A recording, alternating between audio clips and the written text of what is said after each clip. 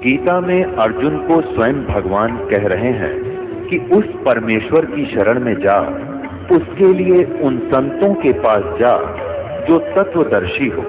इसी प्रकार हजरत मोहम्मद को उनका अल्लाह कह रहा है कि कोई और पूर्ण परमात्मा है।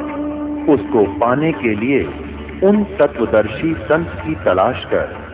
वो प्रभु कौन है, ये जानने के लिए कृपया अवश्य सुनिए जगत गुरु तत्वदर्शी संत रामपाल जी महाराज के अमृत वचन।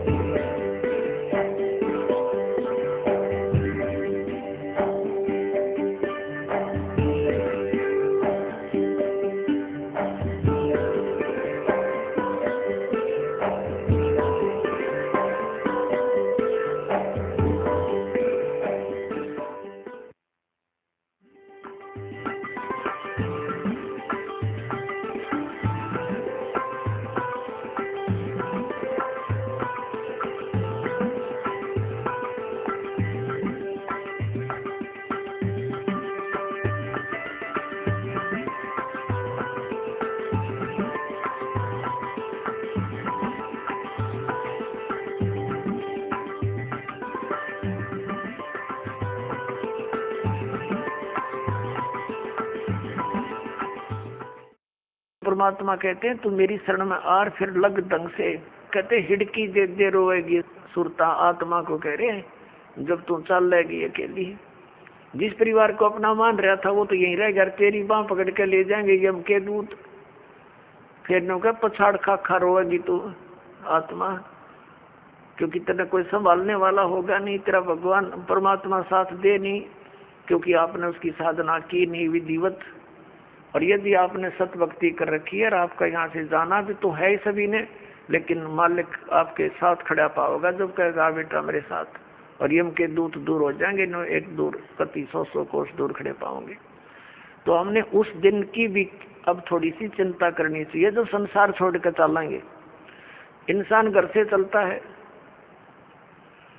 और जाने से पहले वो रात के सटे की चिंता पहले करता है कि कहाँ रुकूंगा, कोई धर्मशाला का या कोई रिश्तेदारी का कनेक्शन खोज करता है। और जब संसार छोड़कर जाता है ये कभी सोचता है नहीं अब कहाँ जाऊंगा, आगे कहाँ ठिकाना है मेरा। परमात्मा क्या कहते हैं, कबीर परमेश्वर जी ने आके बताया है। आदरणीय गरीबदास साहिब जी को मिले, उनको सचखंड लेकर गए, वापस छोड़े, फिर उनकी महिमा को गरीबदास साहिब जी ने उन्हीं द्वारा दिए गए ज्ञान को इस प्रकार बताया है। आगे गए ना बावड़े रहते भी सब जाही, बिन साहेब की बंदगी कहीं छोड़ ठिकाना नहीं।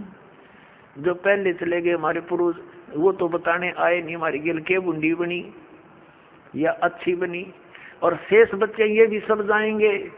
और बिन साहेब की बंदगी यानी परमात्मा की भक्ति बिना कहीं ठोर ठिकाना ना।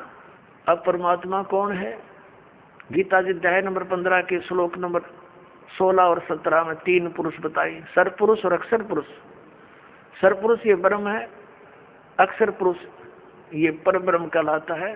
सरपुरुष केवल 21 ब्रह्मांड का स्वामी है, ये ब्रह्म है, और अक्षर पुरुष 7 संघ ब्रह्मांड का मालिक है। गीता जी अध्याय नंबर 15 के श्लोक नंबर 17 में कहा कि उत्तम पुरुष है तू अन्य परमात्मा है तू उधारते है। वो इन दोनों से श्रेष्ठ परमात्मा वास्तविक भगवान तो कोई और है जिसको परमात्मा कहते हैं, और वही तीनों लोकों में प्रवेश करके सबका धारण पोषण करता है। अपने आत्मा हमने अब परमात्मा की भक्ति बिना, अब हमारा परमात्मा हमारा साहिब कौन है, कबीर साहिब है, वो परम अक्षर ब्रह्म है, उसका कभी विनाश नहीं होता। उसकी साधना करने वाले प्राणी फिर लौटकर कभी संसार में जन्म मृत्यु में नहीं आते। गीता जी अध्याय नंबर 18 के श्लोक नंबर 62 और गीता जी अध्याय नंबर 15 के श्लोक नंबर 4 में यह कंसेप्ट क्लियर है। गीता ज्ञानदाता कहता है कि उस परमेश्वर की शरण में जाओ, उसकी कृपा से तो परम शांति को और सनातन परम धाम को प्राप्त होगा। और जहाँ जाने के बाद साधक फिर कभी लौटकर वापस संसार में नहीं आते। उस परमात्मा की भक्ति करो, वो गीता ज्ञानदाता से दूसरा है, अन्य है। अब क्या बताते हैं कि बिन साहेब की बंदगी कहीं ठोर ठिकाना ना। यदि हम ब्रह्मा विष्णु महेश या ब्रह्म या परब्रह्म यानी अक्षर पुरुष की भक्ति करते हैं तो जन्म मृत्यु सदा बनी रहेगी। इनकी भी जन्म मृत्यु है और इनके अंतर्गत जितने प्राणी हैं उनकी भी, इनके साधकों की भी जन्म मृत्यु सदा बनी रहेगी। अब जैसे आप जी यहाँ खूब आराम से रह रहे हो, बच्चे हैं, पोते हैं, पोतियां हैं, या वैसे अभी बच्चे छोटे हैं, पढ़ रहे हैं, माता पिता हैं, या विवाह हुआ है तो आशाएं हैं संतान हो उसकी, उनके ऐसे परवरिश करूंगा। तो यहाँ से तो एक दिन चलो चलो होगी, कभी भी हो सकती है वो चलो। अब यहाँ से मृत्यु हुई, पुण्य पाप के आधार से, पुण्य के आधार से स्वर्ग गए। स्वर्ग का भी सीमित समय है, जैसे यहाँ का समय है।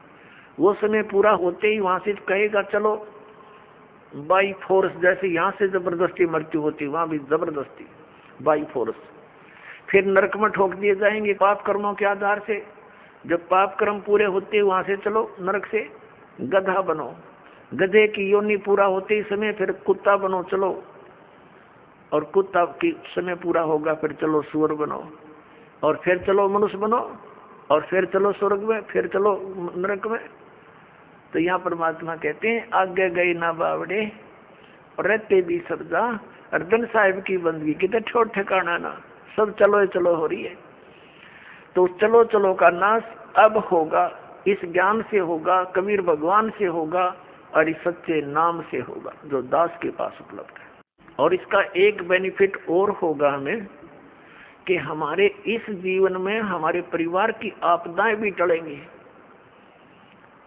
आपकी आयु शेष नहीं है, आपकी आयु बढ़ाएगा ये वो भगवान है जो उम्र भी बढ़ा देता है। आपके बच्चों की, आपके परिवार की रक्षा करेगा, आपके रिश्तेदारी तक भी परमात्मा आपको दुखी ना होने के कारण वहां तक भी आपके रक्षा करेगा कि मेरी आत्मा को चोट ना पहुंचे, वहां तक सुख देने की चेष्टा करेगा। ये ऐसा परम पिता है, ये कबीर भगवान है। अब प्रश्न चल रहा है, ये सौदा फिर ना ही संतो यो सौदा फिर ना ही, लोहे जैसा ताव जात है काया देश राही। तीन लोक और भवन चतुर्दश सब जग सौदे आही, और दुगने तिगने किए चौगने किन्हू मूल गवाही। ओए होए, ये मनुष्य शरीर ऐसा जानो जैसे कारीगर होते हैं। जैसे हम किसान परिवार में जन्म था दास का, घर वाले कह देते थे कि जाओ ये हल की जो थाली है इसको नुकीली बनवा के लानी है, लोहार के ले जा। लोहार के ले जाते थे, वो भट्ठी में दे देता था उसको, और एरण को घुमाता था। जब वो बिल्कुल लाल हो जाती थी थाली, कुछ जो हल में लोहे की है, डंडा सा इतना लंबा, और वो जब कति गर्म हो जाती थी तब तुरंत निकाल कर और एरण पे धर देता था और कहता था घन लगाओ, जोर जोर से मारो ना ठंडी हो जाएगी, फिर कोई फायदा नहीं। तो तुरंत यानी गर्म लोहे पर तुरंत चोट मार के उसको बिल्कुल नुकीली बनाकर और दे देता था। ऐसे ही गर्म लोहे पर चोट लगाकर ये लोहार लोग, कारीगर, जैसे ये पेचकस वगैरह वो जो भी पलटा चम्मच ये बनाते थे। तो जब गर्म है, गरम गरम पर चोट लगा दी, लोहे के साथ ताव है ये, तो वो तुरंत उसका जो बनाना चाहते वो बन जाता है। जरा सा ठंडा हो जाए तो बेशक उस पर हथौड़े मारे जाओ, उसका कोई यूज नहीं, बांगा टेढ़ा बन जाएगा। तो इसी प्रकार परमात्मा ने बताया कि ये आपका मनुष्य शरीर जब तक है ये लोहा गर्म है आपका, और इस गर्म लोहे पर चोट मार गए तो कुछ बन जाएगा नहीं। ये लोहा ठंडा हो गया, मृत्यु होगी, फिर तो बांगे टेढ़े मुंह हो जाए कुत्ते गधे सुअर के, वह वस्तु नहीं बनेगी जिसके लिए ये गर्म लोहा हो कर रखा था। तो ये जब तक ये लोहे जैसा ताव जात है और काया देश राही, ये मनुष्य जीवन आपका बर्बाद हो रहा है, इसको संभाल ले। फिर क्या बताया है कि तीन लोक और भवन चतुर्दश ये सब जग सौदे आही, और दुगने तिगने किए चौगने किन्हू मूल गवाही। पुण्यात्माओं, जैसे कोई बिजनेसमैन 10-5 लाख रुपए लेकर के दूसरे शहर में जाता है, वो उस मूल धन है उसका वो 5 लाख रुपए, वहां जाकर किसी धर्मशाला में या होटल में कोई कमरा किराए पर लेता है।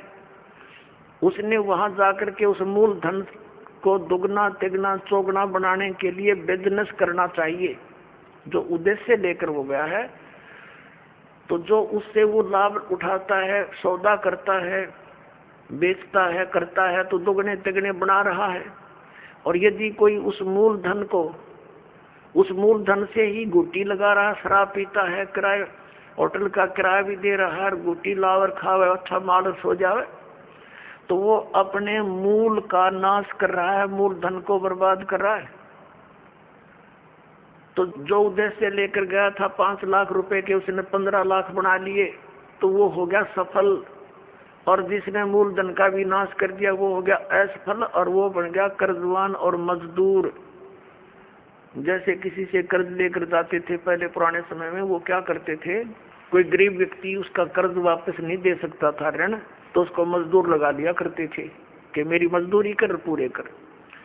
तो परमात्मा कहते हैं ये मनुष्य जीवन आपको श्वास की पूंजी मूल धन मिला हुआ है, इस मूल धन से आपने दोगुने तिगने चौगुने करने चाहिए थे। और जिसको सत्संग सुनने को नहीं मिला, उन्होंने अपने मूल का नाश कर दिया। परमात्मा कहते हैं कि दुगने तिगने किए चौगने किन्हु मूल गवाही, यो सौदा फिर नाही संतो, यो सौदा फिर नाही। अब दुगने तिगने कौन कर रहा है और मूल धन का नाश कौन कर रहा है? दुगने तिगने वो कर रहे हैं प्राणी जो सत्संग को समझकर परमात्मा का उपदेश ले लेते हैं, भक्ति करते हैं, दान करते हैं, सेवा करते हैं, परमात्मा की भक्ति करते हैं। वो अपने इस मनुष्य जीवन की पूंजी को दुगना तिगना चौगुना बना रहे हैं, वो साहूकार हो रहे हैं। और जो इस मनुष्य जीवन के अंदर अपना केवल अपने निर्वाह तक सीमित है, गुटी लाई, सो गए, सिनेमा देखा, ताश खेले हैं और बकवादा में बड़े रहे, सिनेमा देखा, तो वो अपने मूल धन का नाश कर रहे हैं। उसके बाद फिर परमात्मा क्या बताते हैं, जो भक्ति नहीं करते क्या बताते हैं कि ये दम टूटे पिंडा फूटे, हो लेखा दरगाह माही, और उस दरगाह में मार पड़ेगी, तेरे यम पकड़ेंगे बाही, यम के दूत तेरी बाजू पकड़ के ले जाएंगे यहाँ से। और जागन की वो डरनी लागे, लज्जा रे अकनाही। फिर क्या बताते हैं परमात्मा कि जा सतगुरु की मैं बलिहारी, जो जामन मरण मिटाही। अब गरीबदास साहिब जी कहते हैं कि उस सतगुरु के ऊपर मैं बलिहारी जाऊं, जो जन्म और मरण के इस महान कष्ट से छुटकारा दिलवा दे। तो पुण्यात्मा, जन्म और मरण के रोग से छुटकारा कौन दिला सकता है? कबीर परमात्मा।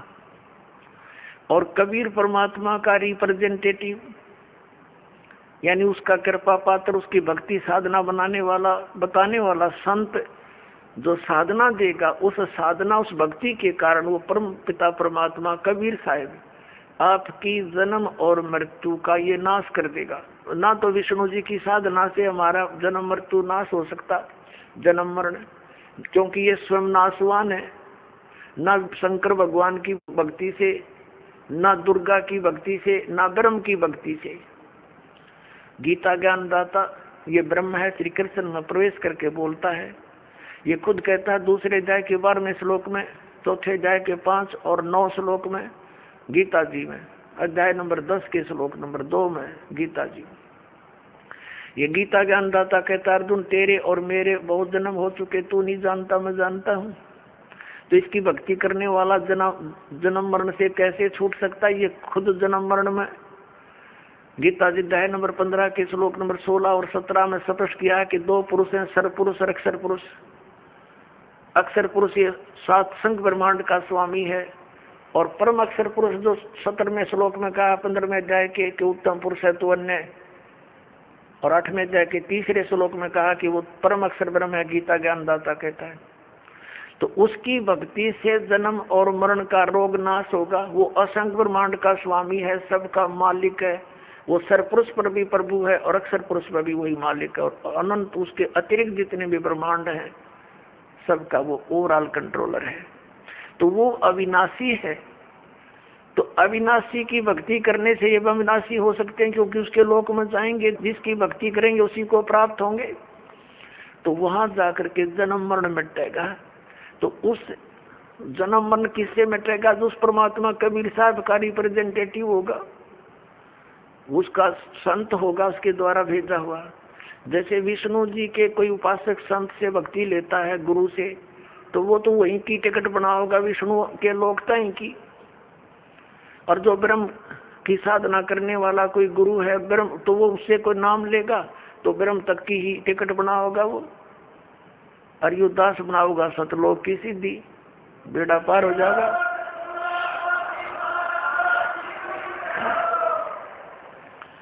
अब फिर क्या बात याद दिलाते परमात्मा?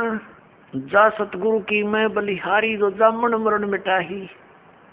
यदि सत भक्ति ना की तो फिर क्या होगा कि बांध पिंजड़ी आगे धर लिया, कुल के लोग जंगल में ले जाके दिन ना ठोक जराही। बांध पिंजड़ी आगे धर लिया, फिर मरगट को ले जाही। और मात पिता तेरा कुटुंब कबीला मसलत एक ठहराई। एक सलाह बन गई सबकी के मर गया भाई, उठाओ उठाओ उठाओ जल्दी करो, कोई लकड़ी ढूंढ लग जाएगा और कोई उसने उठाकर पट दे जा धरेंगे शमशान घाट पे। कहते हैं मात पिता तेरा कुटुंब कबीला मसलत एक ठहराई, और बांध पिंजड़ी आगे धर दिया मरगट को ले जाही। अग्नि लगा दिया जद लंबा फूक दिया उस ठाही। अब कर दिया काम, वो शरीर नाश तो करना ही था ना, तो उसमें कीड़े चल जा, ये तो ऐसा शरीर है। इस मिट्टी से हमने सोना बनाना था भक्ति करके, और केवल ये पशु पक्षियों जैसे कर्म किए इस मनुष्य शरीर से हमने नाश कर दिया इस भक्ति का, इस मूलधन का। और फिर आगे की बनेगी जो भक्ति नहीं करके जाते, उसकी आगे कितनी लंबी कहानी बताई है। अब देखो इन नकली गुरुओं ने, हमारे धर्म गुरुओं ने हमारी कैसे दुर्गति करवा रखी है।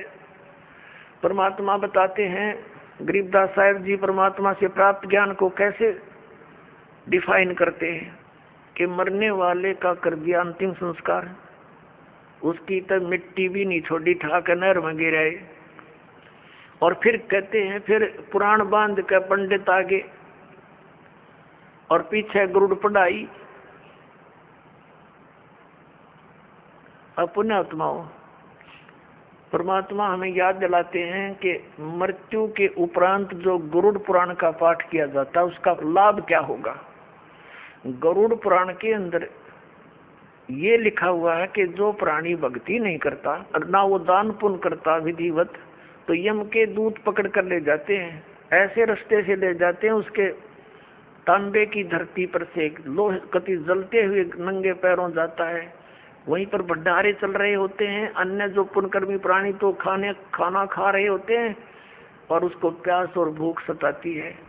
यम के दूतों से कहता है मुझे खाना खा लेने दो, तो वो कहते खबरदार तूने खाना नहीं खा सकता क्योंकि तूने पुण्य नहीं किए।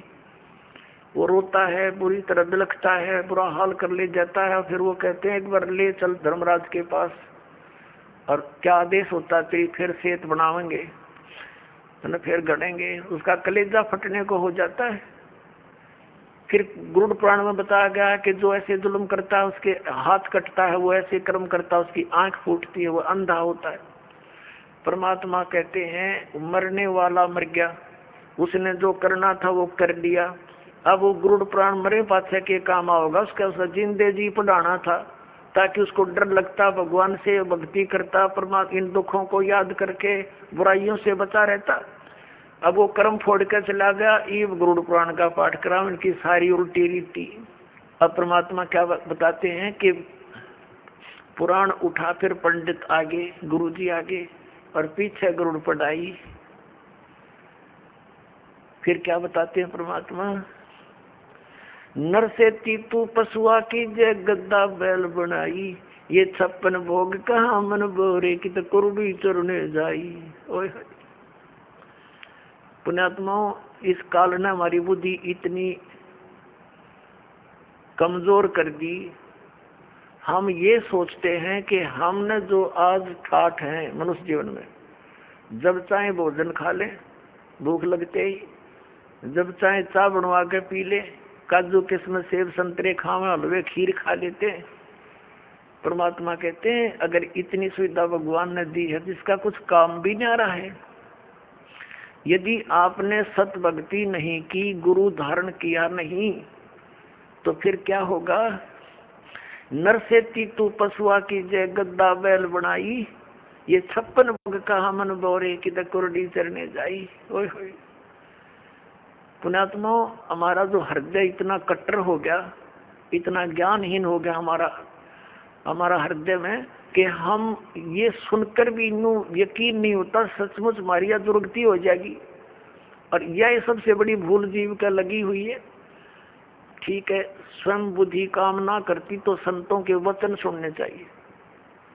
अब कई जैसे हम अपने रिश्तेदारों को या कोई मित्र प्यारे से कहा करते, भाई राम नाम ले लो, भक्ति कर लो, हैं गधा बनोगे, कुत्ता बनोगे, वीरन माटी होगी, हैं तो वो क्या कहा करते, किसने देखा है देखी जाएगी। ले कोई बात हुई है। अब मरे पाछे के अर्गद अपने पाछे के देखी जाएगी, फिर तो कुमार देखेगा, डायमंड का बोरा कड़प मारेगा लठ। देखना थी देख, बुराई छोड़ भक्ति कर भगवान की। देखो कोई अंधा जा रहा है किसी कुमार्ग पर, गलत रास्ते पर, आगे से कोई आंखों वाला आ गया और उसको कह रहा कि सूरदास ये तेरा रास्ता ठीक नहीं, बहुत भयंकर बियाबान में चला जाएगा, तुझे खा जाएंगे हिंसक जानवर। अब वो यदि होश में है वो अंधा, तो आंखों वाले की बात पर विचार करना चाहिए कि इसने क्यों कहा ये बात, और तुरंत उस मार्ग को त्याग देना चाहिए। और जब उस दिन पी रखी है भांग, तो वो ये कह सकता है कि देखी जाएगी किसने देखा है। अरे आंखों वाला बता रहा है कि उसने देखा, तभी तो वो तुझे सतर्क कर रहा है, और तेरा दुश्मन थोड़ा ही है। अंधे ने दिखा नहीं, आँखें की माना नहीं, तो मर कुएं में पड़ गए। तो ये संत महात्मा जिन्होंने भगवान को देखा और वहाँ का सब विधान से परिचित होकर आए, हमें ज्ञान दिया कि ये जो क्रियाएं तुम कर रहे हो, ये तुम गलत रास्ते जा रहे हो, इनको त्याग दो। अब ये संत महात्मा जो थे ये आंखों वाले थे, ये तत्व ज्ञान युक्त आंखें रखते थे, और हम अंधे हैं, तत्व ज्ञानहीन प्राणी हैं, और हम आंखों वालों की नहीं मानेंगे। हमने दिखता ना, और जिन्होंने दिखा उन्होंने बताया उनकी हम मानते ना, तो फिर वही बनेगी जो उस अंधे गेल बननी थी पड़बाड़ में। तो क्या बताते हैं, सुखदेव ने 84 भुगती बना पजावे खरवो, तेरी क्या बुनियाद प्राणी तू पेंडा पंथ पकड़वो। परमात्मा के ज्ञान से हमें पता चलता है कि एक सुखदेव नाम के ऋषि थे, और वो अपनी सिद्धि के कारण आकाश में उड़ जाते थे, लेकिन गुरु धारण नहीं कर रखा था, न सत भक्ति कर रहे थे। पिछले जन्म के पुण्य कर्मों से, भक्ति शक्ति से उसकी बैटरी चार्ज थी, हवा में उड़ जाने की सिद्धि भी थी। एक दिन साधु संत महात्माओं की गोष्ठी हो रही थी, और उसको बताया गया, वो स्वयं भी भगवान विष्णु के लोक में गए थे। विष्णु जी ने उनको रिजेक्ट कर दिया था कि आप निगुरे हो, आपका गुरु नहीं है, वापस जाइए, गुरु बनाइए फिर आइए। फिर उसने अन्य संतों से डिस्कस किया, तो सभी ने बताया कि सुखदेव जी आपने गुरु नहीं बना रखा, ये सबसे बड़ी भूल है तेरी। ये जो आप आज हवा में उड़कर चलते हो, इसी से आप ये सोच बैठे हो कि मैंने बहुत कुछ पा दिया, ये कुछ भी सांग नहीं है। जब गुरु नहीं बनाया था, गधे की योनि में जाओगे। जो ही उसको ये बात सुनने में आई, तो उसने पिछले जन्म उसका एकदम सामने दिखाई दिया। फिर सुखदेव ऋषि ने बताया कि एक समय मैं गधे की योनि भोग रहा था, अंधा हो गया, मेरे मालिक ने छोड़ दिया, लठ मारे घर पे निकाल दिया। चलता चलता एक पगडंडी की अटकल सी लगाता हुआ जंगल में वन में जा रहा था। आगे एक नाला आ गया, एकदम मेरे पैर उस नाले में गिरने लगे। मैंने सोचा छलांग लगा ले, वापस पैर नहीं आ पा रहे थे तो मैंने छलांग लगाई। वो भीड़ा सा नाला था, 2-2.5 फुट का, 3 का, तो मैं बीच में फंस गया। चारों पैर लटके आगे और पीछे थे, उसके नाले की पटड़ियां पर अड़ गया। इक्का दुक्का व्यक्ति जावा था उस रास्ते से, बहुत दूर था नगरी से, तो वो मुझे निकाल नहीं सका, उसने चेष्टा भी नहीं की इक्के दुक्के व्यक्ति ने, और मेरे ऊपर के पैर रखे पार होने लगे, मेरी पुली बना दी। 10-15 दिन तक भुगत कर जीवन अंत हुआ। अब वो दुख याद आते हैं और भक्ति करता हूँ तो यहाँ परमात्मा भी याद दिलाते हैं कि सुखदेव ने 84 भुगती और बना पजावे खरवो, खरवा ने गधा। पजावे होते हैं ऊंचे ऊंचे, ये कुम्हार लोग बनाते थे पहले पुजावा, उसके ऊपर ईंटें बनाते जाते, ऊपर बाहर मिट्टी, उस राख को दूर नहीं डाल सकते क्योंकि और सथा नहीं था, उसी के ऊपर बनाते रहे तो बहुत ऊंचा हो जाता है। तो परमात्मा कहते हैं सुखदेव ने 84 भुगती, बना पजावे खरवो, और तेरी क्या बुनियाद प्राणी, तो पेंडा पंथ पकड़वो, तेरी क्या औकात है बोली आत्मा, तो ये रास्ता पकड़ जो मोक्ष मार्ग है, इस मनुष्य जीवन को नष्ट ना करे। अब यहाँ आदरणीय गरीबदास साहिब जी बता रहे हैं, परमात्मा कबीर जी की तरफ संकेत कर रहे हैं। नर से ती तू पशुआ की जय गद्दा बैल बनाई, ये 56 भोग कहा मन बोरे, कहीं कुरडी चरने जाई। पुणात्माओं, इन सत्संग के वचनों से ये अज्ञान का जामा बैठ गया हमारे हृदय में। इन परमात्मा के इन हथौड़ों से, इस तत्व ज्ञान से ये फूट जाएगा, और फिर सपने में भी डर लगेगा आपको जब आपके ये पाप कर्म को छट जाएंगे। सत्संग के सुनने तक पाप गणे बढ़ गए, इसलिए हमारा यकीन ना होता जो संत बताती है साची होगी, क्योंकि संत साची ही कहा करते हैं। अब आज हम कितना सुंदर आहार करते हैं, और एक छोटे से काम बिना, परमात्मा के नाम बिना, काम करते करते भक्ति करो, चलते फिरते भक्ति करो, ये विधान है।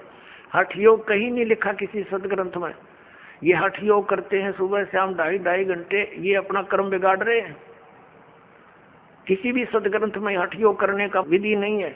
अपना काम भी करो और राम भी भजो। नाम उठत नाम बैठत नाम सोत जागवे, नाम खाते नाम पीते नाम सेती लागवे।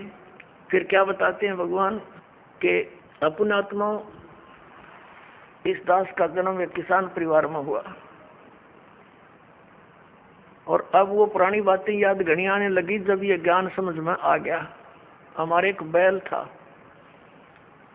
और उस बैल के पिछले खुरों में इतनी लंबी 1.5 इंच की कील घुस गई, और पता लगा नहीं। हाली उसको खेतों में ले गया, सारा दिन हल जोता, इतनी लंबी कील लग गई, सुबह वक्त से लेकर गया था। पैर में लंग घनी करे बैल, लेकिन रोका नहीं सारा दिन। किस दृष्टिकोण से नहीं रोका कि कई बार बैल के नस पे नस चढ़ जाती है, तो सलाह दिया करते थे उस समय से ये हकीम होया करते कि बैल को ऐसा कोई झटका वटका लग गया होगा जिस कारण से ये लंग कर रहा है, लंगड़ा हुआ है, तो इसको रोकना नहीं चाहिए, काम लेते रहना चाहिए, इसी से ठीक होगा, नहीं तो सुन्न हो जाएगा पैर। इस दृष्टिकोण से आली ने सारा दिन प्रयोग किया, उसको रोका नहीं।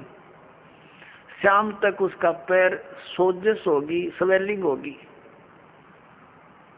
और घर पे आ गया जैसे तैसे 3 टांगों को रखता हुआ, और आते ही बैठ गया, ना कुछ चारा चढ़ा, ना खाया पिया, कुछ भी नहीं, और उठा नहीं। सुबह उठाने लगे तब मुंह खोल लिया और गिर गया बुरी तरह, पैर सूज गया। ऐसे हकीम होया करते उस समय। कोई बुलाया, उसने देखा वो इसकी सोजस आ गई, ऊपर घुटनों तक, गोडे तक सूज गया, पैर सोजस होगी।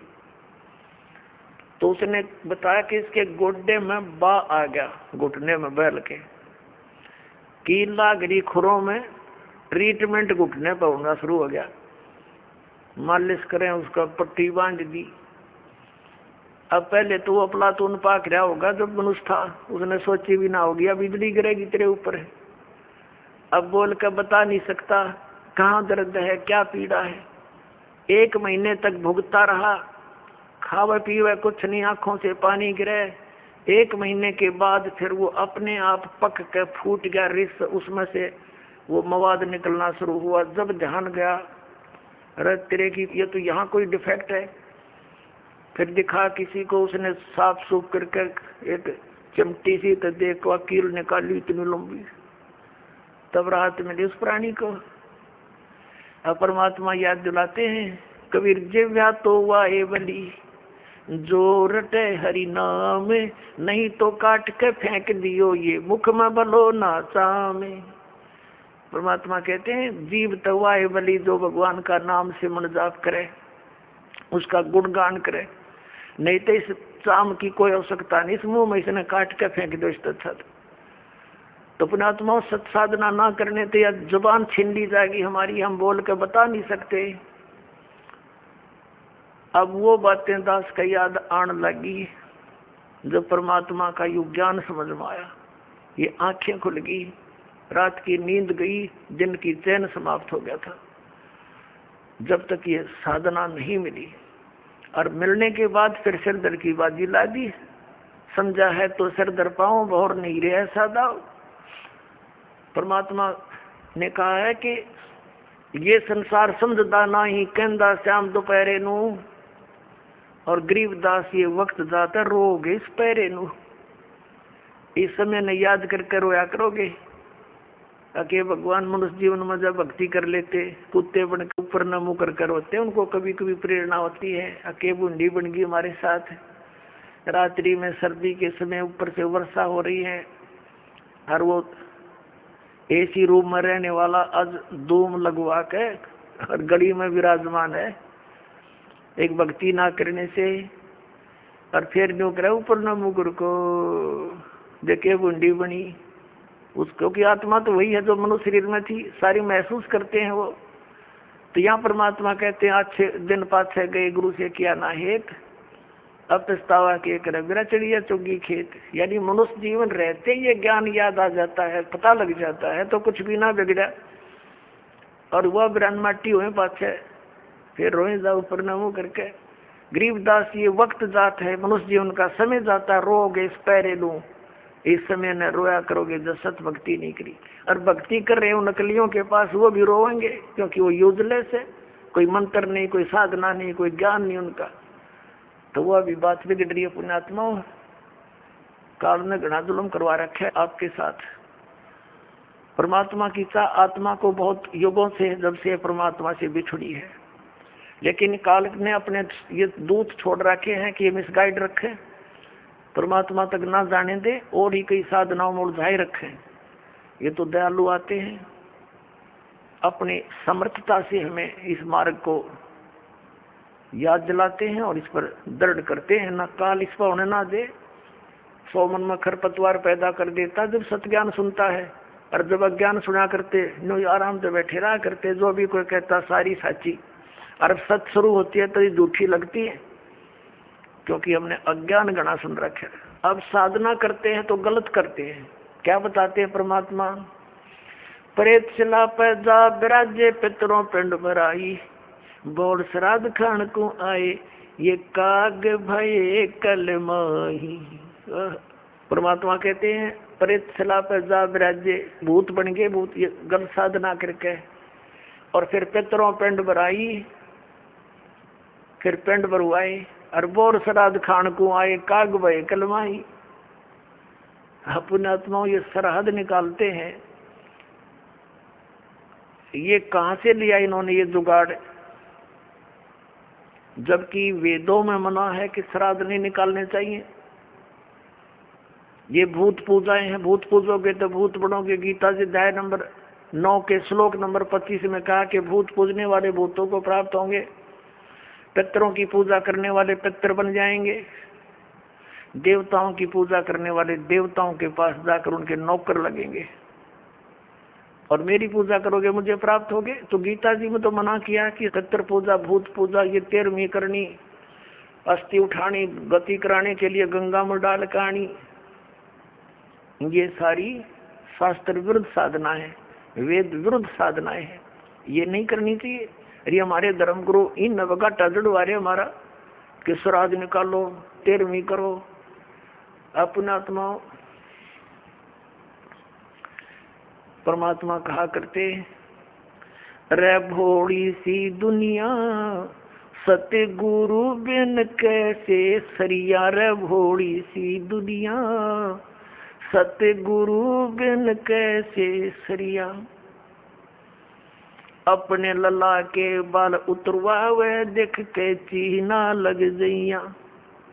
एक बुढ़िया लेकर जागी अपने पोते या पोती ने, कहाँ गुड़गांव में आड़ी पे अपने इष्ट धाम पर ले जाते हैं जहाँ पर भी, और वहाँ नाई बैठा होता है।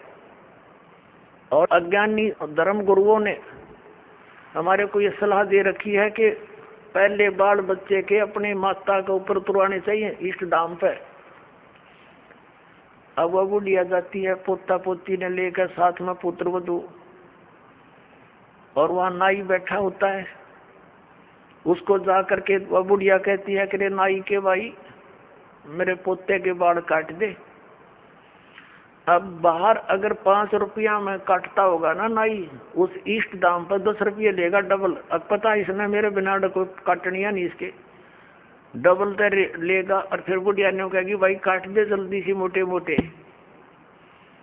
और न्यू कहेगी अरे भाई नाई के ध्यान रखिए मेरे पोते का कच्चा सिर है, कदे इसका कैंची ना लाग जा, धीरे धीरे देख, धीरे धीरे भाई।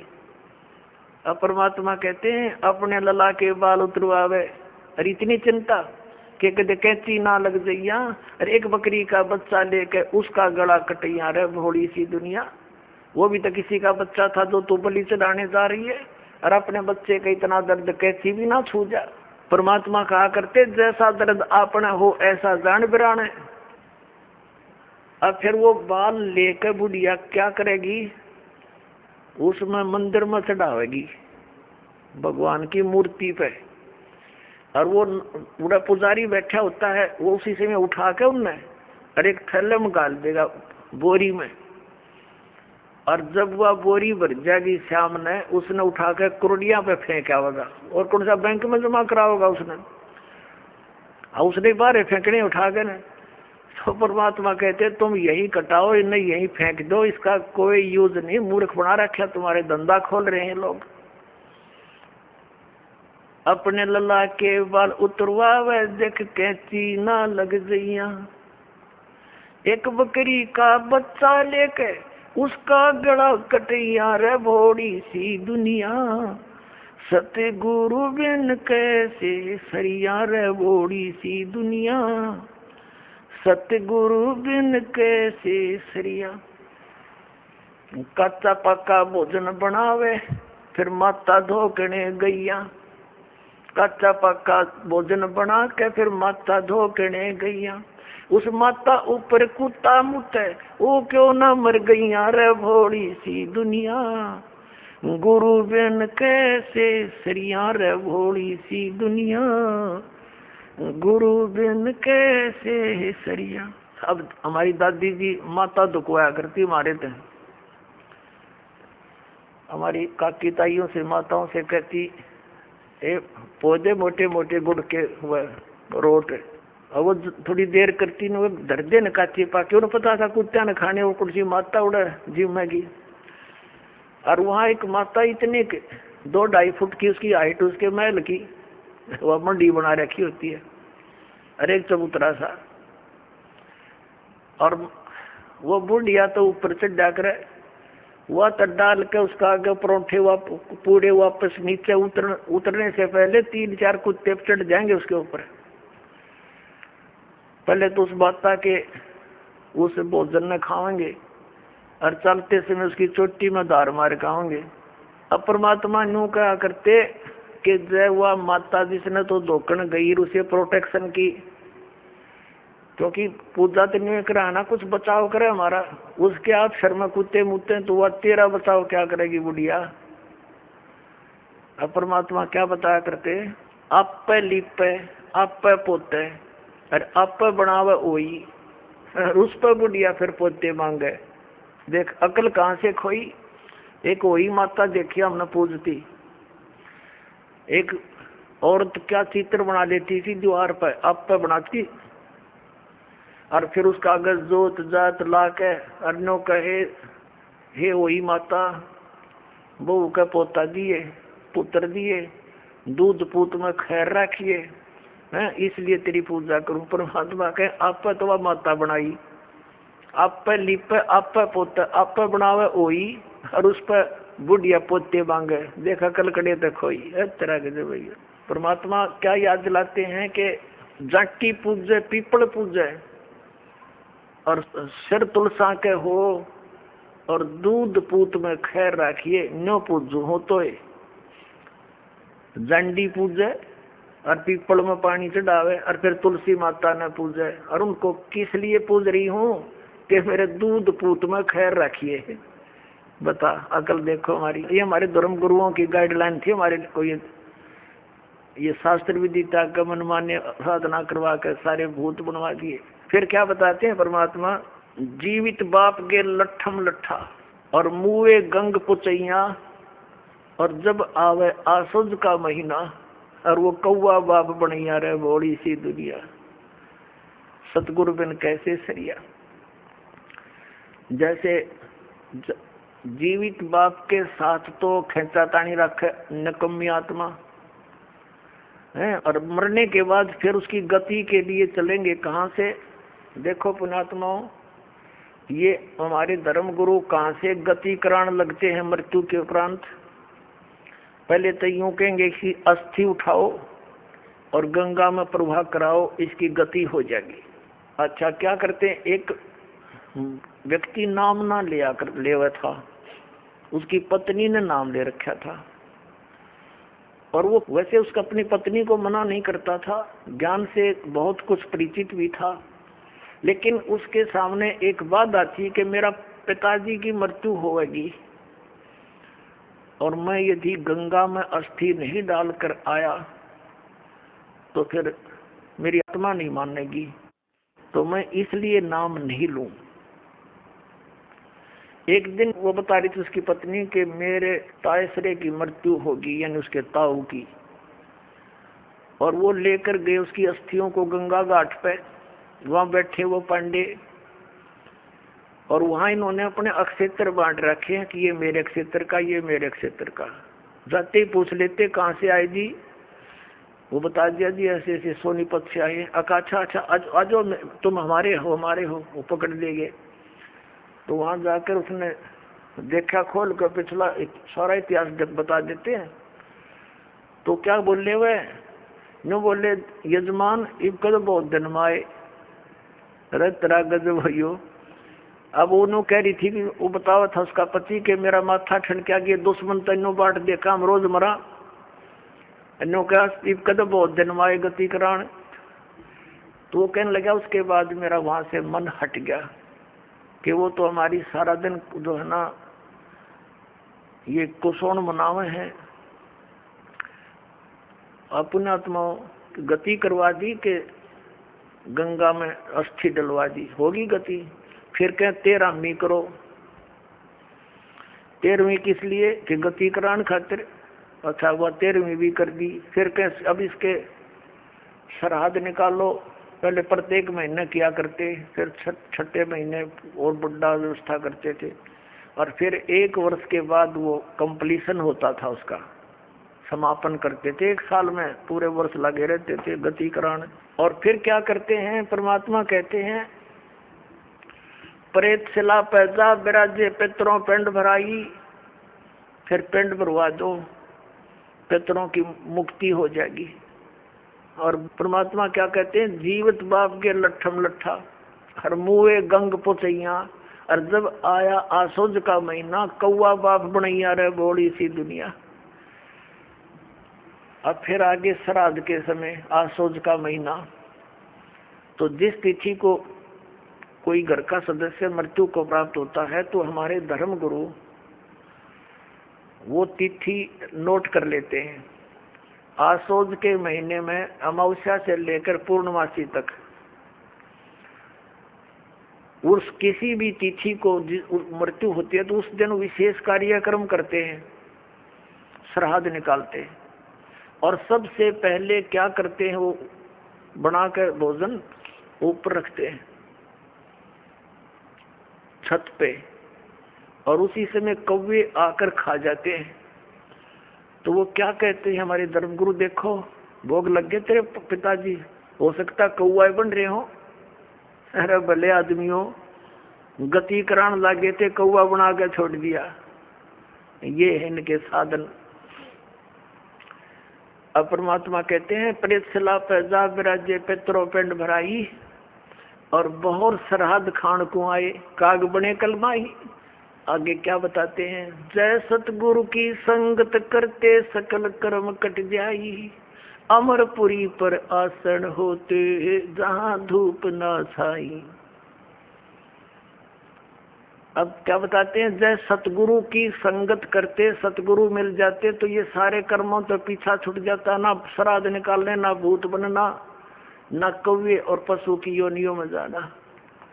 और फिर क्या होता, अमरपुरी पर, अमरपुरी जिस स्थान का कभी नाश ना हो, सतलोक सनातन परम धाम की प्राप्ति हो जा, जब सतगुरु मिल जा तो, और ये झंझट मिट जा सारे। और ये हमारे गुरुजी धर्म गुरु ने कहा श्राद्ध तो अवश्य निकालना चाहिए। इन्हें तो हमारे कर्म बिगड़वाने का ठेका ले रखा था। पुण्यात्माओं, पवित्र हिंदू धर्म के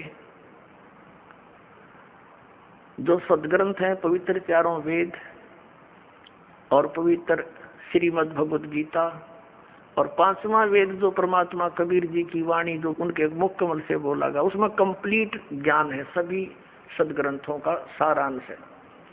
वो तो इनके हाथ नहीं लगा, क्योंकि संस्कृत के ज्ञाताओं ने वो तो रिजेक्ट कर रखा था। कबीर साहब की वाणी तो एक अशिक्षित की वाणी है, इस करके वो हमारे तक नहीं आने दिया। तो इनमें जो पुराण हैं, ये पुराण क्या चीज है, गीता और वेद, ये चारों वेद, उन चारों वेदों का सारांश श्रीमद् भगवद गीता। लेकिन श्रीमद् भगवद गीता में कुछ अटकल युद्ध कराने के लिए इस काल भगवान ने लगाई है, वो अलग से दिखाई देती है। और जो वेदों से मेल खाता वो गीता जी का ज्ञान खरा है, बिल्कुल सत्य है। तो हमने, क्योंकि वो वेद ज्ञान गॉड गिवन है, परमात्मा का दिया हुआ है, तो हमने परमात्मा के आदेश का पालन करना है। और पुराण क्या है, ये ब्रह्मा जी द्वारा दिया गया ज्ञान, ब्रह्मा जी से सुना, फिर कुछ अन्य ऋषियों ने किसी और से सुना हुआ ज्ञान, वो सब खिचड़ी बना के पुराण बना दी। अब वेदों में इन श्राद्ध आदि कर्म कांड का निषेध है, और गीता जी में निषेध 9वें अध्याय के 25वें श्लोक में स्पष्ट किया है, भूत पूजने वाले भूत बनेंगे। ये देखिएगा, श्रीमद् भगवद गीता, गीता प्रेस गोरखपुर से प्रकाशित है, जयदयाल गोविंद का इसके अनुवादक है। अध्याय नंबर 9 का, ये है अध्याय नंबर 9 श्रीमद् भगवद गीता, श्लोक नंबर 25। देवताओं को पूजने वाले देवताओं को प्राप्त होंगे, पितरों को पूजने वाले पितरों को प्राप्त होते हैं, और भूतों को पूजने वाले भूतों को प्राप्त होते हैं, और मेरा पूजन करने वाले मुझको ही प्राप्त होते हैं। अब ये श्राद्ध कितना आगे फिर, अब आपको दिखाते हैं झलक पुराणों में क्या लिखा है। एक मार्कंडे पुराण है, एक रुचि नाम के ब्राह्मण थे, ऋषि, और उसने वेदों को समझा पढ़ा कि मनुष्य जीवन, ये ज्ञानी आत्मा थे कि मनुष्य जीवन केवल मोक्ष प्राप्ति के लिए प्राप्त होता है। इसलिए उसने ना तो विवाह कराया, ब्रह्मचारी पद पर रहते हुए 40 वर्ष की उम्र होगी थी, और अपना जंगल में वन में रहता था, कोई मकान झोंपड़ी भी नहीं डाल रखी थी, ये सोच करके मोक्ष प्राप्ति करानी है, और ना क्या संग्रह करना है, 2 दिन का जीवन है। अब वो वेदों अनुसार साधना कर रहा था, रुचि ऋषि, और उसके जो पिताजी, दादाजी, परदादाजी, चौथा दादाजी, वो मर चुके थे, वह भूत बन रहे थे, और वो भी ऋषि थे, ब्राह्मण थे, उनने भी ये कर्म कांड करे और करवाए थे, तो भूता बनेंगे वह। तो वो चारों दिखाई दिए और कहा, बेटा तूने विवाह क्यों नहीं करवाया? विवाह करवा के तुम हमारा श्राद्ध करता है और हमारी गति हो जाती। अब रुचि कहने लगा कि पितामहो, वेद में तो ये मना कर रखा है, ये श्राद्ध श्रुद्ध निकालना, ये कर्म कांड करना, ये तो मूर्खों का मार्ग है। और वो पितर भी कहते हैं, बेटा है तो ऐसा ही, इसमें कोई संदेह नहीं, मिथ्या नहीं है, सच्चाई है। लेकिन हमारा क्या होगा? एक तुम बाढ़ में जाओ, थारा क्या होगा? आप मरे, अरे पुत्र और मरवाने के लिए तैयार करे। या देखो मार्कंडेय पुराण, ये गीता प्रेस गोरखपुर से प्रकाशित है, गीता प्रेस गोरखपुर से प्रकाशित है। ये गीता प्रेस गोरखपुर से प्रकाशित है। ये 242 पृष्ठ पे संक्षिप्त मार्कंडेय पुराण, रोच्य मुनि की उत्पत्ति कथा। मार्कंडेय जी कहते हैं कि ब्राह्मण, पूर्व काल की बात है, प्रजापति रुचि ममता और अहंकार से रहित इस पृथ्वी पर विचरते थे। उन्हें किसी से भय नहीं था, वे बहुत कम सोते थे। उन्होंने न तो अग्नि की स्थापना की थी, न अपने लिए घर ही बना रखा था। वे एक बार भोजन करते और बिना आश्रम के ही रहते थे। उन्हें सब प्रकार की आसक्तियों से रहित एवं मुनिवर्ती में रहते देख उनके पितरों ने उनसे कहा, ये देखिए चारों आगे भूत बन रहे, ये देखो ये रुचि ऋषि है, ये इनके पहले बने हुए वो पंडित जी सारे भूत पूज का भूत बन गए। अब ये दिख गए इसने सारे इकट्ठे। पितर बोले, बेटा विवाह स्वर्ग और अपवर्ग का हेतु होने के कारण एक पुण्यमय कार्य है। ये तो इन पितरों के वचन हैं, ये तो पितरों के वचन है जो अपनी सलाह दे रहे हैं। देखना उसे तुमने क्यों नहीं किया? ग्रस्त पुरुष समस्त देवताओं, पितरों, ऋषियों और अतिथियों की पूजा करके पुण्यमय लोकों को प्राप्त करता है। वह सभा के उच्चारण से देवताओं को शब्दा शब्द से पितरों को तथा अन्नदान बलि वैष्णदेव आदि से भूत आदि प्राणियों एवं अतिथियों को उनका भाग समर्पित करता है। बेटा हम ऐसा मानते हैं कि गृहस्थ आश्रम को स्वीकार न करने पर तुम्हें इस जीवन में कलेश पर कलेश उठाना पड़ेगा तथा मृत्यु के बाद और दूसरे जन्म में भी कलेश ही भोगना पड़ेगा। रुचि ने कहा, पितरगण, परिग्रह मात्र ही अत्यंत दुख एवं पाप का कारण होता है तथा उसे मनुष्य की अधोगति होती है, उससे मनुष्य की अधोगति होती है। यही सोचकर मैंने पहले से स्त्री संग्रह नहीं किया। अब यहाँ देखो, पितर बोले, बेटा जितेंद्रिय होकर आत्मा का प्रक्षालन करना उचित है, किंतु तुम जिस मार्ग पर चल रहे हो वह मोक्ष मार्ग है। बता, इसमें तो घटिया मान रहे मोक्ष मार्ग में कि तुम जो कर्म कर रहे हो जिस मार्ग पर चले तो मोक्ष मार्ग है। अरे हम बतावांगे पितृवर्ण का मार्ग। देखिए, रुचि ने पूछा, पितामहो, वेद में कर्म मार्ग को अविद्या कहा गया है। जो तुम सलाह दे रहे हो वो कर्म कांड, श्राद्ध श्रुद्ध निकालना, पितृ पूजना, वो तो मूर्खों की विद्या, अविद्या का है, मूर्खों का सलाह कही है। फिर क्यों आप लोग मुझे उस मार्ग में लगाते हैं? पितर भी कहते हैं, पितर बोले, यह सत्य है कि कर्म को अविद्या ही कहा गया है, इसमें तनिक भी मिथ्या नहीं। फिर थारा सिर बच गया, फिर क्या रह गया? बता भाई, ये हमारे पुराणों में लिखा है।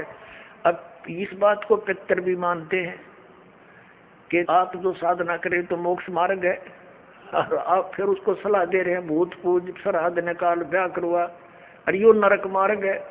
और आप भी मानते हैं कि आप जो मार्ग अपना रहे हो तो मोक्ष मार्ग है।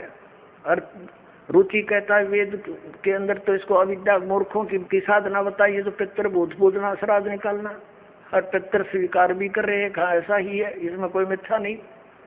फिर ये बकवाद कर रखी, अगर उग्रम ऐसा कर लो, पितर ऐसा कर देते हैं, पितर पुत्र दे देते हैं, टट्टू दे देते हैं, आप भूखे मरे, बतावे सब मूर्ख बना रखा है। एक थोड़ी सी झलक दिखाते हैं आपको इसी मार्कंडेय पुराण में। इन कहां से ले रखे ये श्राद्धा के सिलसिले। एक मंदालसा नाम की औरत थी, उसने अपने पुत्र को शिक्षा दी, और वह ये ले रहे हैं। देख मार्कंडेय पुराण के अंदर है, यही आपको सुना रहे हैं। अब इसके 80 पृष्ठ पर दिखाते हैं। ये 81 पृष्ठ से थोड़ा सा लेंगे। मंदालसा बोली महाराज, ये मंदालसा ज्ञान देव की बिहारी है। ये 82 पृष्ठ पे संक्षिप्त मार्कंडेय पुराण यहाँ देखिए। अब ये क्या सलाह दे रही है कि जो पितर देवलोक में है और जो त्रिक योनियों में ये पशु पक्षी बने हुए हैं, और जो मनुष्य योनियों में एवं भूत वर्ग में स्थित हैं, भूत बन रहे हैं, और वे पुण्यात्मा हो या पापात्मा, जब भूख प्यास से विकल होते हैं तो वे अपने कर्मों में लगा हुआ मनुष्य पिंड दान तथा जल दान के द्वारा उन्हें तृप्त करता है। इसी तरह वह देवताओं और अतिथियों को भी संतुष्ट रखता है। देवता, मनुष्य, पितर, भूत, प्रेत, गुहक, पक्षी, कृमि और कीट आदि भी मनुष्यों से ही जीविका चलाते हैं। अब ये क्या बता रही है कि चाहे तो वो जो पितर देवलोक में है, जो त्रिक योनिया में पड़े हैं, और जो मनुष्य योनियों में यानी भूतादि पितर पैतर बन रहे हैं, वे पुण्यात्मा हो या पापात्मा, सब भूखे प्यासे मरते रहते हैं। तो वो टट्टू देवलोक में हुए, भूखे मरते प्यासे मरे। अब क्या बताते हैं आगे, ये देखिएगा यहाँ क्या बताया है 92वें पृष्ठ पर, संक्षिप्त मार्कंडेय पुराण 92वें पृष्ठ पे। इनमें से जो नरक में निवास करते हैं, जो पशु पक्षी की योनियों में पड़े हैं, तथा जो भूत प्रेत आदि के रूप में स्थित हैं, उन सब को विधि पूर्वक श्राद्ध करने वाला यजमान तृप्त करता है। कैसे करता, सुनो। मनुष्य पृथ्वी पर जो अन्न बिखेरते हैं, उनसे पिशाच योनि में पड़े पितरों की तृप्ति होती है, जो जमीन पर दाने डाल देते हैं। बेटा, स्नान के वस्त्र से जो जल पृथ्वी पर टपकता है, उससे वृक्ष योनि में पड़े हुए पितर तृप्त होते हैं। जो रूख वृक्ष बन गए, उन नन्हों का ना का जो वस्त्र ने छोड़ दिए ना, वो वृक्ष योनि में पड़े हुए तृप्त हो जाएंगे। अरे भले आदमियों। एक बार क्या था, परमात्मा कबीर जी काशी में गंगा घाट पर चले गए। गंगा का एक घाट बना हुआ है, वहां पर ये ब्राह्मण लोग सूर्य को यानी ऐसे सूर्य की तरफ मुंह करके गंगा से जल उठावें और वहीं डाल दें। कबीर साहब बढ़कर उसमें गंगा में घुटनों पानी में और ऐसे नौकरन लगे गंगा के जल को पटरी पर फेंक रहे पूरी स्पीड से। अब वो सारे पंडित जी अपना काम छोड़कर कबीर साहब की ओर देखने लगे। कहने लगे, वो कबीर ये क्या कर रहा तू? कबीर जी बोले, आप क्या कर रहे हो? मैंने ना पूछा, तुम क्यों पूछ रहे हो मेरे से? पहले आप बताओ आप क्या कर रहे हो? कि हम अपने पितरों को स्वर्ग में जल भेज रहे हैं। ये हम यहाँ जल डाल रहे हैं ना, ऐसे मंत्र बोलकर, ऐसे सूर्य की तरफ मुँह करके, ये वहाँ स्वर्ग में हमारे भूखे प्यासे पितरों को जल प्राप्त होगा। परमात्मा बोला, मैंने एक बगीची लगा रखी अपनी झोपड़ी के आगे, और मैं उस बगीची को सींच रहा हूँ। फिर मंड के खड़े हो गए। तो वो कहने लगे, रे भोले आदमी, इतनी दूर कैसे जाएगा जल? ये तो यहीं पड़ा है। वो तेरी झोपड़ी के आगे बगीची जो छोटी सी लगा रखी, वो कैसे सिंचाई होगी इससे? कि 1 लाखों किलोमीटर दूर, मील दूर तुम्हारे पितरों को स्वर्ग में ये पानी मिल सकता है, तो ये 2 किलोमीटर पर क्या दिक्कत आएगी इसको? तो उनकी चौंध टूट गई। पंडित जिया ने फिर अपना गलती स्वीकार की, मालिक की शरण ग्रहण करी।